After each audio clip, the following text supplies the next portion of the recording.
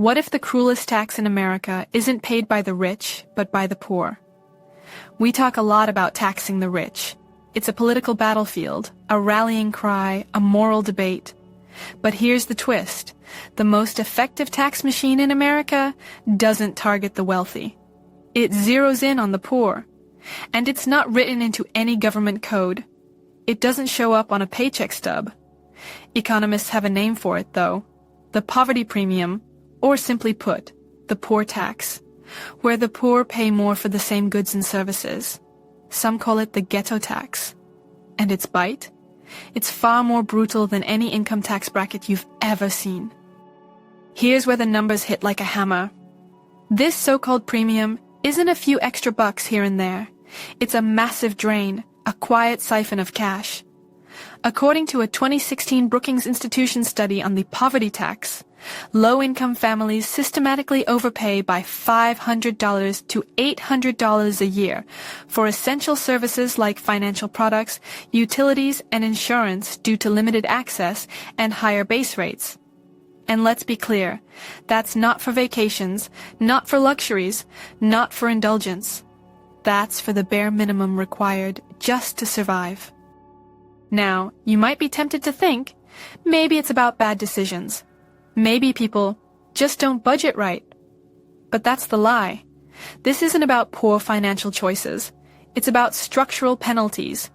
You pay more because you have less. It's the cruelest paradox baked into the system.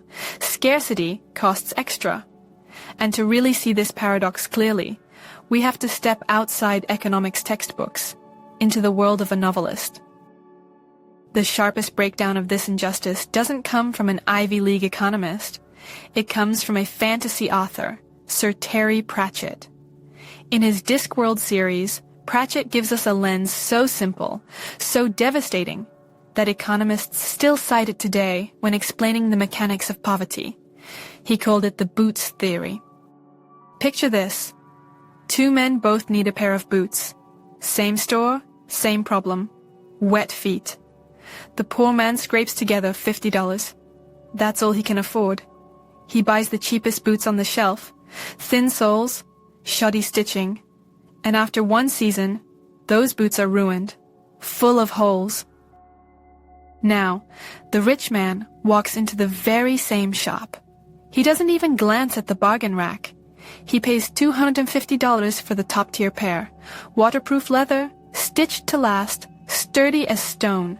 And these boots? They carry him through 10 years of rain and mud without complaint. Here's the math that hurts. Over a decade, the poor man buys 10 pairs of cheap boots. That's $500. The rich man spends half that, just $250s, once. The poor man pays double for the exact same result, dry feet. But here's the twist of the knife. He never had the choice to buy the $250 boots. That's the entire trap. The boots theory isn't just a story about shopping. It's proof of how poverty becomes inescapable. But is this just accidental, or is someone profiting from it? And boots are just the parable. The truth is far larger, far darker. This law applies everywhere. Appliances, cars, furniture, even financial products. When you can't afford durability, you buy disposability. And disposability demands repeat payment. Poverty turns every purchase into a subscription. Here's the ugly revelation. Poverty itself has been monetized. It's not just a condition, it's a business model. A multi-billion-dollar industry exists, not to lift people out of struggle, but to profit while they're drowning in it. Companies have perfected extracting maximum profits from those with the least to give. They don't sell solutions, they sell subscriptions to disadvantage, turning every purchase into a trap of financial dependency.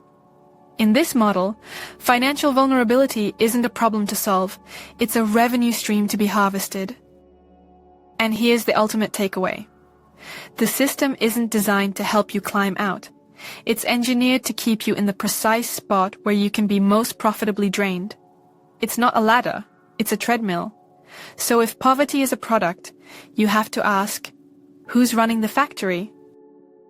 Walk through a low-income neighborhood, and you'll notice something striking. It feels like a financial desert where opportunity has dried up. The bank branches and Starbucks that dot wealthier areas vanish. In their place, the landscape changes. Different storefronts, different neon signs, glowing like signals in the night. This isn't some random quirk of urban planning. It's the construction of a separate financial world. And it's not built for opportunity. It's built for survival, at a price.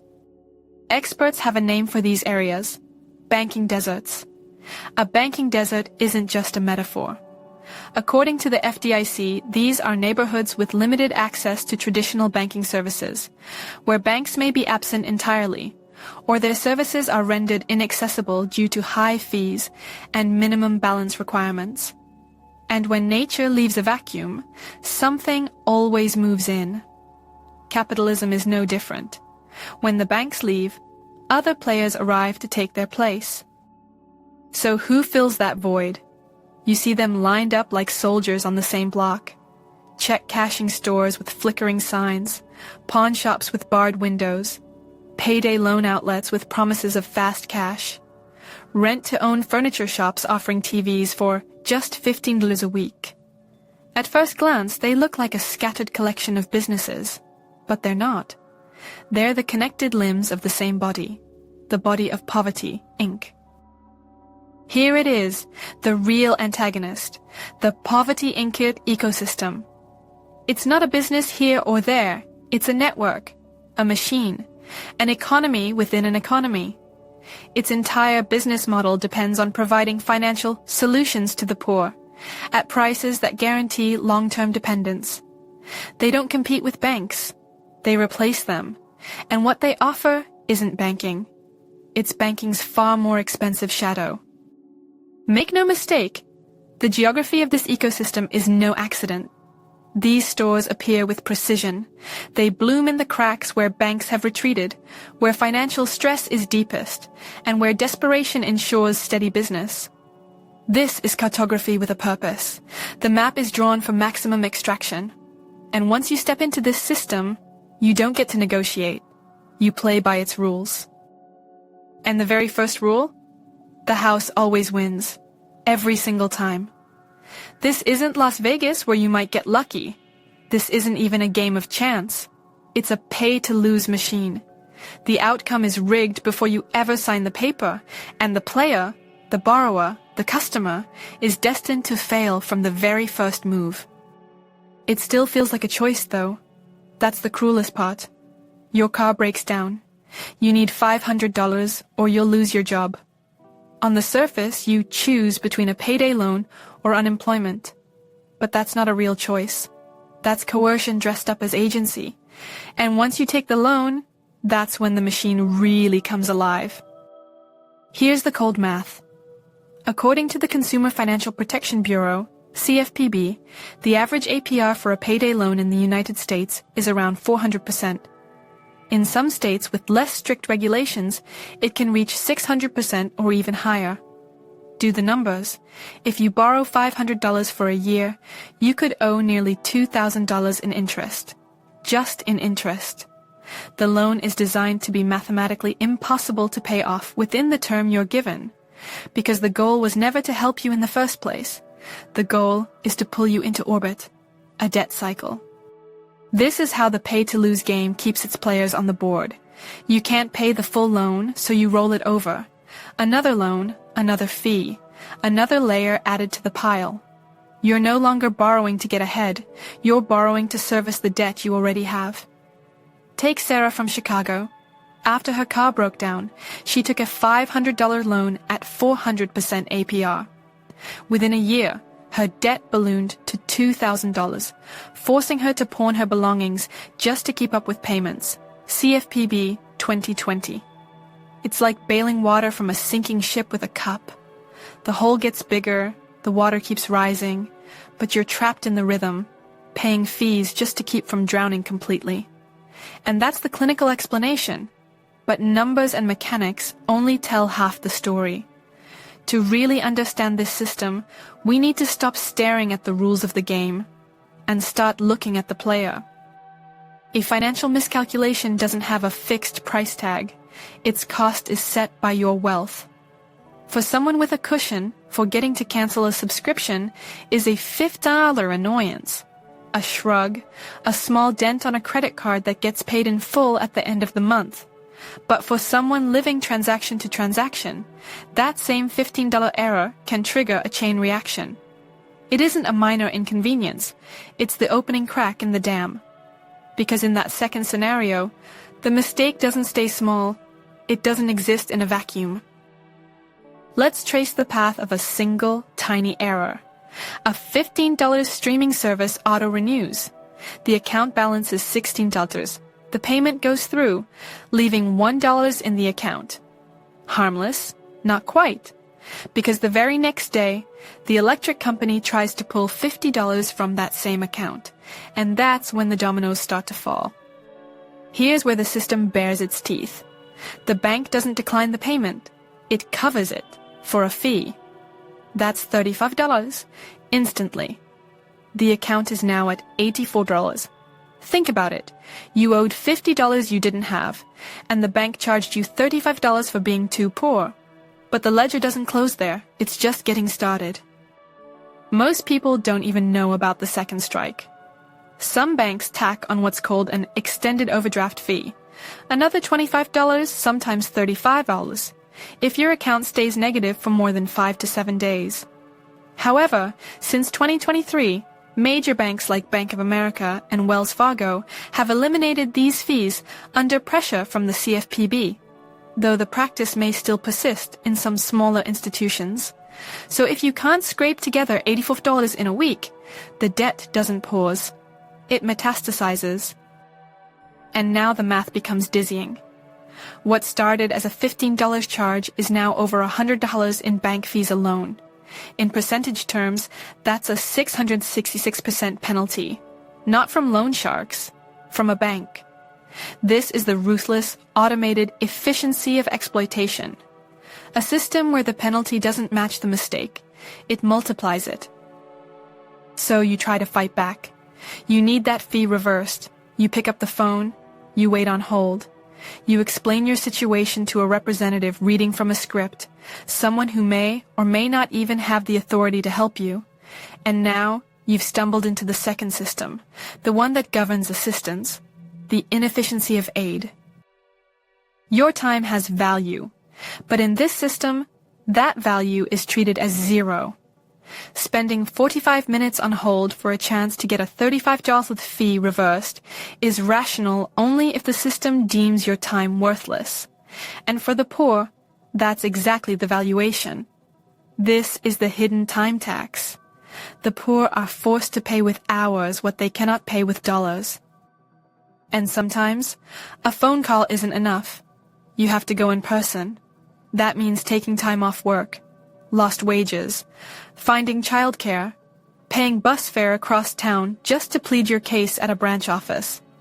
By the time you've made the pilgrimage, the cost of solving the problem has already exceeded the problem itself. But here's the thing. This inefficiency isn't a mistake. It's a feature. Systems of aid, welfare, fee reversals, assistance programs are deliberately complex, deliberately time-consuming. Why? To filter people out, to discourage use, to save the institution money. And so you're left in a world where getting exploited is seamless, but getting help is labyrinthine. And so the system presents you with two doors. Door number 1, hours, maybe days, navigating bureaucracy for the slim possibility of relief. Door number 2, a payday loan shop that gives you cash in 15 minutes. One door saves the institution money. The other makes the institution money. Guess which one was designed to be easier? When rent is due tomorrow, the choice isn't even a choice. It's obvious. It's also tragic. You walk through door number 2. You take the payday loan to put out today's fire, fully aware that you've just poured gasoline on tomorrow's. This is the essence of poverty. Your present self is forced to set your future self on fire just to stay warm tonight. The present self has one job: survive. Its mandate is brutally simple. Avoid hunger, avoid eviction, avoid darkness. It will make any deal, accept any term, shoulder any burden, as long as tonight is secured. And in that mandate, the present self is ruthlessly rational. But the future self pays the bill. It inherits the debt, the wrecked credit score, the stress compounded month after month. It's the version of you that wakes up poorer and more desperate than before, carrying the weight of the present self's bargains. And the system ensures that cycle tightens, not loosens. Because this isn't a one-time crisis, it's a loop. The future self, burdened and cornered, becomes the new present self, forced into an even worse deal, digging the hole deeper just to breathe another day. It's a subscription service where the monthly fee is your financial future. Cancellation? Not allowed. From the outside, it looks like reckless behavior. A pundit, a politician, a financial guru sees someone taking out a loan at 400% APR and scoffs. See, they're irresponsible. They lack discipline. They see the decision, but they are blind to the context that made it inevitable. And so the final question hits, is this failure, or is it design? Look closely at the architecture. Every road funnels toward the same outcome. Desperation leveraged into profit. The loan isn't the product, it's the delivery system. The true product is the crisis itself, and the system is working exactly as intended. After all that heavy systemic analysis, sometimes you just have to step back and laugh, because the sheer absurdity of it all borders on comedy. Poverty forces you to become an accidental economist, a master of a strange upside-down form of reverse mathematics. You're constantly doing calculations that should never exist in the first place. Equations where no answer makes sense, but an answer is required anyway. Take a classic example, the weekly grocery run. The cheapest groceries are 3 miles away. The bus ride takes an hour and a half round trip. An Uber costs $20. The food you'll save money on? $15 cheaper than the closest store. So here's the riddle. Do you spend 20 to save 15? Or 90 minutes to save 5? This isn't just a passing thought. It's a mental spreadsheet that runs in the background every single day. You're factoring time, energy, and bus fare. You're weighing the perishability of goods against the discomfort of lugging heavy bags home. You're calculating the invisible tax of exhaustion. And all this just to get pasta, bread, and milk. If you've ever lived this reality, you're probably nodding right now. You know the joke before the punchline. If you haven't, it sounds absurd. Who in their right mind would spend this much brainpower on groceries? But for those who've done it, there's a shared laugh. A dark, weary laugh. Can you believe this? Laugh. And that laugh carries an unspoken truth. The villain isn't a person you can point at.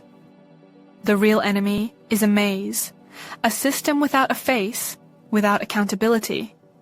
It's staring at a government form that might as well be written in another language. It's being transferred for the 4th time on a helpline. Each new voice telling you they can't help. It's so impersonal, so convoluted, that the absurdity itself becomes almost comical. Applying for assistance feels like being trapped in a bureaucratic labyrinth. The paths are winding, the rules are outdated, and every wrong turn costs you precious time while the eviction clock ticks down. And then comes the real twist. The labyrinth isn't built to guide you out. It's built to frustrate you into quitting. Because when you give up, the system saves money. This is the punchline nobody laughs at. The complexity isn't an accident. Every confusing question, every missing document, every endless wait time, these are filters. They're not glitches in the system. They are the system, a barrier designed to thin the herd. And once you see that, once you recognize the pattern, it leads to a darker, more fundamental question. If the system is this good at keeping people out, what exactly is it trying to keep in? After mapping out the entire exploitative machine, you'd think the foundation would be money, or contracts, or cold steel vaults. But it isn't built on metal. It's built on a story. A story so old and so powerful that it props up payday lenders, banking deserts, overdraft fees, and eviction notices. It's not just a tale, it's the bedrock. And it's the oldest story we tell about poverty. That story is the idea of the deserving poor. It whispers that poverty is the result of moral failure, laziness, lack of grit, bad character. If you're struggling, it's not because the game is rigged, it's because you played badly. Under this logic, financial struggle becomes not a tragedy, but a deserved consequence. And that narrative does an incredible amount of heavy lifting for the system. Here's the brilliance and the cruelty. That story is both the system's get-out-of-jail-free card and its most profitable product. Because if we believe poverty is a personal failure, then we don't see 400% APR loans as predatory. We see them as a natural outcome of irresponsibility. The system doesn't have to defend itself. The narrative does it for them. It's a story sold so effectively that exploitation looks like justice. And here's the hook that keeps the cycle running. If you believe you are the problem, you'll never demand the system change. So when we tally the true cost of being poor, the dollar amounts, interest rates, late fees, penalties, suddenly feel like the small print. The poverty premium? That's just the line item at the bottom of a much bigger invoice. The real costs can't be measured in dollars. They're intangible. They're human. The actual subscription fee is paid in your humanity. It's the time tax. Hours wasted navigating forms and hotlines instead of working, learning, or simply living. It's the cognitive drain of endless survival math, where every small decision feels like a test with life or death stakes. And it's the humiliation, the quiet shame of being judged for even needing help in the first place. The system extracts your money, your potential, and your dignity in one sweep. And the cruelest twist? You're blamed for being a customer. Which brings us back, with sharper clarity than ever, to the red thread question that has been with us from the start. Is poverty a personal failure, or is it a product designed for profit? After everything we've uncovered, the evidence points to one conclusion, and it is unavoidable. The so-called failure isn't the cause, it's the outcome, a carefully manufactured result. The system engineers the conditions, scarcity, desperation, lack of alternatives. Then it condemns the very bad choices it forced you into. It's a perfect loop, a circular, self-justifying machine. This is the part that feels almost too blunt to say out loud. Our economic structures are designed so entire industries can profit from financial vulnerability. Think about it. Subprime lending, rent-to-own, overdraft fees. These aren't safety nets. They're revenue streams. They don't just tolerate poverty. They rely on it.